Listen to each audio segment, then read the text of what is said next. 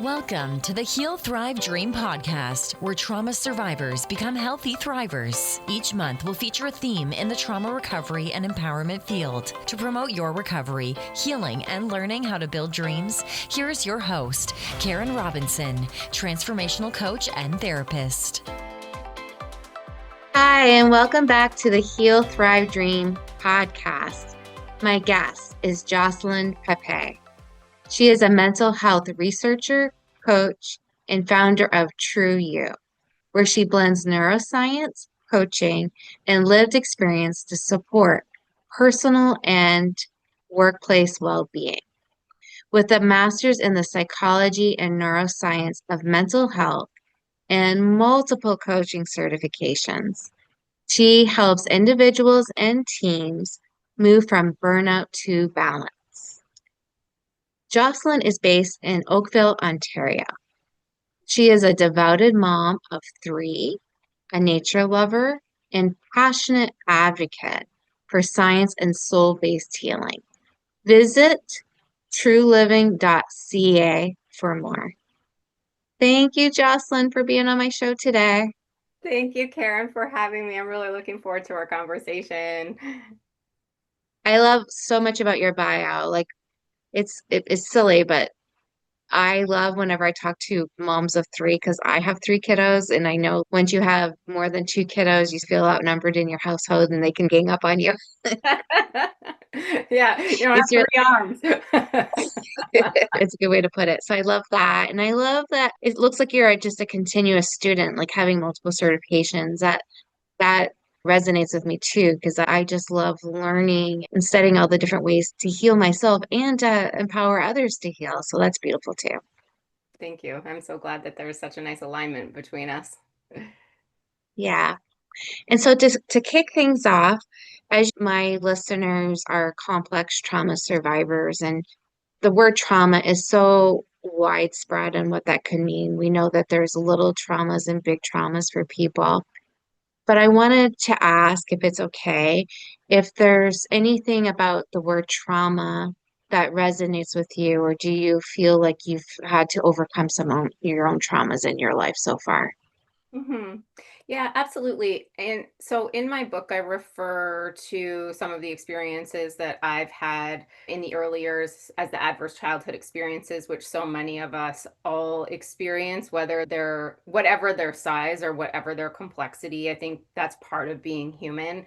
And then later on in life, I think there's life events that can impact and have impacted me throughout my entire life that for the way my nervous system was programmed and my body sensitivity, they do feel like traumatic events. And so for another person, it might not feel like a traumatic event, but I think depending on the energetic profile or the level of sensitivity or connection, that piece really impacted me because I was such a sensitive being and I am such a sensitive being, but I've learned how to harness it in a way that doesn't wipe me out or take me over, and I can start to pay more attention to how do these big events in life that aren't ideal impact me, and is it mine to carry or is it mine to let go of?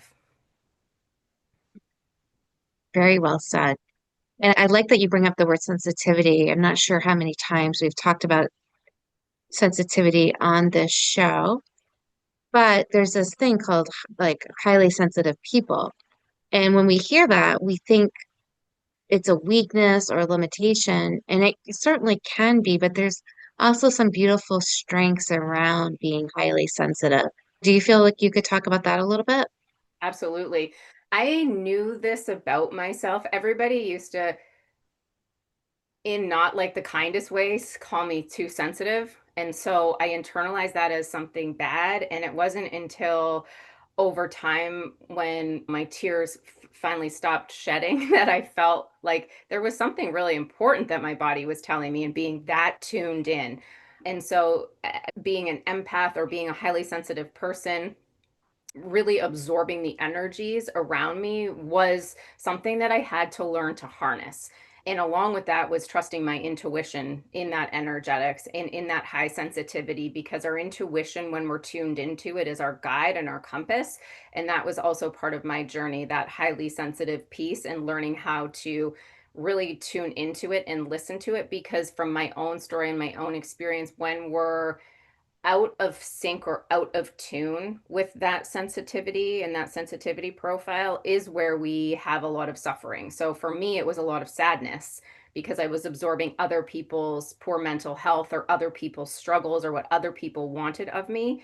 And what I've learned over time is I don't need to absorb all of that. I can still tune in, but protect my energy in a way that's good for my own mental health and good for my own energetic profile. Because when we're talking about mental health, from my perspective, we're talking about the brain, the central nervous system, and we're also talking about the peripheral nervous system and all of our whole body sensitivity and our whole body's ability to tune in. Because some of the body of work, The Body Keeps Score by Bessel van der Kolk, is some of the work that I've followed and paid attention to in my own research and studies, that our body is the one keeping score. And so that's the emotional profile, the mental profile, the energetic profile of being a highly sensitive person, is being that tuned into life's events. And at the end of the day, I like what you said, because it's an absolute strength, because it helps us have a heightened sense of consciousness and a heightened awareness to all of the things around us when we know how to really work with it and manage it to our best ability. You answered that so powerfully, beautifully, all the things. That was, I think, really helpful to hear because I know a lot of my clients are highly sensitive and they have struggled with beating themselves up around that. So that was really helpful. How do you think being someone that you described yourself as sensitive, being sensitive, so being sensitive and the things that you've gone through that we maybe consider adversive, how did these things lead you up to doing the work that you're doing now? Yes. Okay. I was internalizing everything. So all the things I was feeling, seeing, witnessing, being in environments of, because we know from the mental health model, the biopsychosocial profile, part of it can be our biological makeup, part of it our social makeup and the environments that we're in or the people that we're around. And the other part is our interpretation of it all, the psycho part. So that model is really how I started to unpack it. I forget what your question was, actually, because I went off on a tangent. How your early adverse events, I'm trying to use your words, Yes. how your early adverse events and your sensitivities led to the work you do now. Okay, yeah. So I was trying to unpack what was going on for me because I was internalizing everything as if it was my own. When the truth of the matter is, the mental health of other people around me were absolutely compounding on top of my high sensitivity, my heightened hormones through the female cycle and the hormonal cycle that women experience. So that compounding psychological stress that was other people's, and using the biopsychosocial model really helped me to understand that high sensitivity piece and how I could use it to my good versus internalizing everything. Because from a research and statistics perspective, women typically internalize and struggle with depression and anxiety, and men typically externalize and we're looking at suicide and addiction. And so when we think about that combined in humanity, there can be a really negative effect if women are internalizing and we're in a male female relationship. Then the impact for me was absorbing some of that externalization that was happening and not knowing what to do with it, or other people not knowing how to heal themselves, which then had a ripple effect. So the high sensitivity led me into my work because I was really trying to unpack and understand myself. So, from the healing journey and the healers that I was using into coaching, which was something that really helped me reclaim my mental health, and then health coaching and the psychology, the master's in neuroscience, took it from a really deeply soulful spiritual level and understanding into a really concrete scientific level, because the work that I do is very science and soul, and we need both to move forward. It's not one or the other, east or west. It's ancient ritual and tradition and energetic healing, and also scientific research understanding of the neuroscience. So it was through that I really took the heightened sensitivity and unpacked it to understand myself and create the body of work that I've created. Wonderful. Yeah, I love what you're saying about the East and West. It's not one or the other. We really need both holistic healing. I'm glad that you're saying that. So I have not had the pleasure of reviewing your book at this point. And as you know better than just as well as I or better than others, that there's a lot of junk out there that's been published. And because you're based in research and you have the personal and professional expertise experience on this, what makes your book stand out? Like, why should a fellow survivor slash thriver seek out your book? What is something, and I don't want you to give too much away because I want people to purchase your book, but what is like one big highlight of your book for people to understand how it stands out from others? So there's a couple of things that I feel like make my book stand out. It's a 4-part journey. The first part is my story. So I share my story in a way that articulates what I did or how I maladapted in order to cope with my life situation. So it starts with my own personal journey in maladaptation.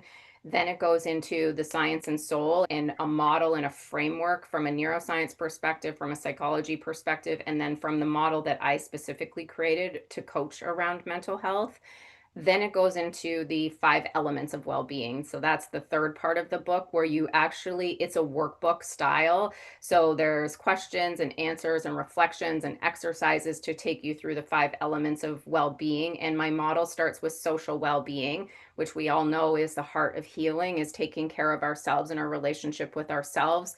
That then in turn has the ripple effect out to all the relationships we have in our life, which we know are instrumental in our mental health. And then it goes into physical, mental, emotional well-being. And then the spiritual well-being is the giant hug around the model because it's infused in everything we do. So whether people connect through it through religion or spirituality or a connection to universal energy or nature, that spiritual piece is a huge component. And that whole section of the work is really research based, researching various doctors, scientific papers, research papers, so the whole middle model. And then the last section is the where the rubber hits the road, because we all have a lot of knowledge. We all have infinite access to knowledge. What we don't have is the accountability and action in order to do the thing. So it's about really staying true to ourselves to do the actual work of the book and implement it in life, because that's the hard part. We can do the work, we can do the exercises, but the implementation is the part where it gets hard, because then we have this complexity of situations where we're in relationship with other people, and that just makes the whole nervous system behave in a different way than if we're reading a book by ourselves. So the 4-part layout of the book and then my specific model around mental health coaching, I feel is what makes it unique and very actionable and relatable, because I'm sharing my own journey as well. Yeah, I think being relatable is super important in the work that we do. And I love that you have research based on it. And then I also love the action planning because, again, there's lots of things that we can know and study, but if we don't take action, it's for naught. So, one thing that stood out with what you were talking about was actually at the beginning. I know what you mean by maladaptive coping, but Mm. maybe not everyone listening does. Can you share what maladaptive coping is and some of your personal examples? And then to counteract that, what are some adaptive coping skills that you have found really helpful, both personally and professionally? Okay, beautiful question. All right. Okay, so maladaptive coping. So, an example of maladaptive coping is our ways of coping that don't serve us. So, they're really survival strategies that come in order to protect ourselves. So, they're very survival based, very self protective, and they very much serve a purpose for anybody navigating any type of traumatic event, adverse childhood experience, abusive situation. That's the way we protect ourselves, through our brain and our nervous system.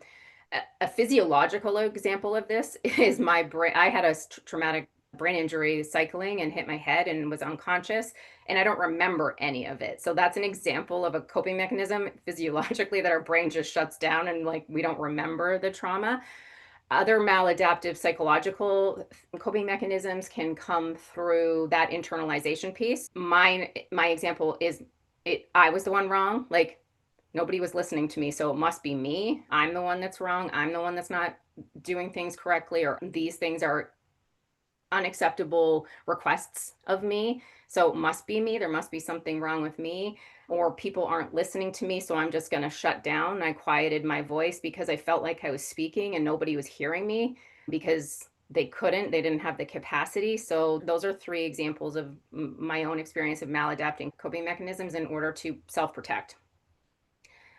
Adaptive is an example of the reverse of what I just said then was I quieted my voice and then it was so painful because nobody was hearing me. I was also getting thyroid nodules. So this is part of the work. I believe like our body tells us what's happening on the inside if we're not listening. So those thyroid nodules were telling me my voice was out of sync, out of tune, and I needed to use it more. So the more courageous I got, the more I could speak up for myself and really share. I have an anxious attachment style. At some points, it's been avoidtive. So, those attachment styles that we get throughout our childhood are also examples of coping mechanisms from a maladaptive to a healthy attachment style. Mm-hmm. And so, that adaptive piece has been my entire journey through this healing process is finding my voice and using it. Not that long ago, I was actually afraid to publish my book because I was sharing my story and it felt so Yeah. vulnerable. And so now I've shared my story and I've grown and evolved and expanded through that process. Now I'm talking to you here on this Mm-hmm. podcast about my story. So that's an example of one step at a time, knowing the thing I knew was breaking me and hurting me, not using my voice, finding little ways that I could use my voice. And it's taken time. It's not like I flipped a switch and found my voice. And now I do speaking events and engagements in front of hundreds of people where I probably would have been hiding in a corner before and not wanting to share my voice for fear of being judged, ridiculed, criticized. Some of the things that were those experiences that I had that I maladapted to. Yeah. Can you share about how now that you're sharing and telling your story, how has that been healing for you? What changes have you seen? That's an interesting question. When I was writing my story, I felt some guilt because there was such a paradox for me in life. I had a beautiful life. I had a lovely childhood. I'm part of a loving family. And there were people struggling with their mental health, and I was struggling with my mental health. So, sharing and going through the writing process of my story was really weird. I felt a little bit of guilt. And then I had to work a little bit through that. And now I feel like we all have experiences. We all have a story. This is just mine, and I choose to share it so that other people can grow and expand and find their voice and take care of their mental health in order to be well. And sharing my story on stages, I have lineups of people coming to me talking about every person in a lineup, let's say of 10 people, will come to me and say a different part of what I said resonated for them. And so then I've hit 10 different people with 10 different points of my story or the work that I share that's really hit them in a way that feels healing. So the more I share, the more reaffirmation I get that I am meant to be speaking and I am meant to be sharing, and I am just the vessel of the work and it comes through me. And so it's not about me, but it's about this message or this impact that I want to have, that we all have a ripple effect. So what do we want our ripple effect to be? So am I hearing that part of that healing for you is knowing you can make a difference and impact others? Is that what you're saying? Oh, 100%. Yeah, I feel very much on purpose. I was in a different career before this and I felt very much out of purpose. But right now, I part of the book too is exploring your purpose. I feel very much like I am here to make a positive difference on the quality of life of humanity. Yeah. Yeah. Living our purpose is absolutely healing. So I'm glad that you're saying that. Okay. So you have your book, you're doing speaking, you're doing coaching. What is your vision? What's next for you? And it doesn't mean like you're not doing enough, but do you have bigger aspirations and dreams? And if so, do you mind sharing that a little bit? Oh, yes. I just was making a vision board actually with the last line of the portal. I knew that. Yes, I have a vision board somewhere right here, actually, that's not complete, but I did start it with affirmations in the Lionsgate. So, what is next for me is to continue expanding my presence on a global platform with speaking engagements. I work with organizations, working with teams and developing. I also am putting myself out there more as a thought leader in mental health in that ripple effect. So, if we can have a 1% positive ripple effect, those ripples go outwards. So one experience rippled into me. If I didn't take care of it, it was going to ripple into my kids and then generational. So my stake in the ground for my future self is really more speaking engagements and on a global capacity in order to lead a body of work or research in that mental health ripple effect and how we can make that 1% change. Because in the work that I do, I get to coach across countries and cultures and demographics and genders. And the one thing is very certain and clear: we all have the same life experience. So it doesn't matter if our culture doesn't acknowledge it, it doesn't matter if our country doesn't speak of it, it doesn't matter if we're internalizing or externalizing. What matters is we're all human and we're all having the same experience. And so we need to have a bigger collective conversation about how we can all come together, especially in these times where everything feels like it's just more and more divided. Mental health is not a them problem, it's a we problem. And it's not a problem, it's not a them problem, it's a we collective thing to address. Very beautiful. So those listeners who align with what you're sharing, what is the best way for them to reach out to you? On my website, so it's truliving.ca.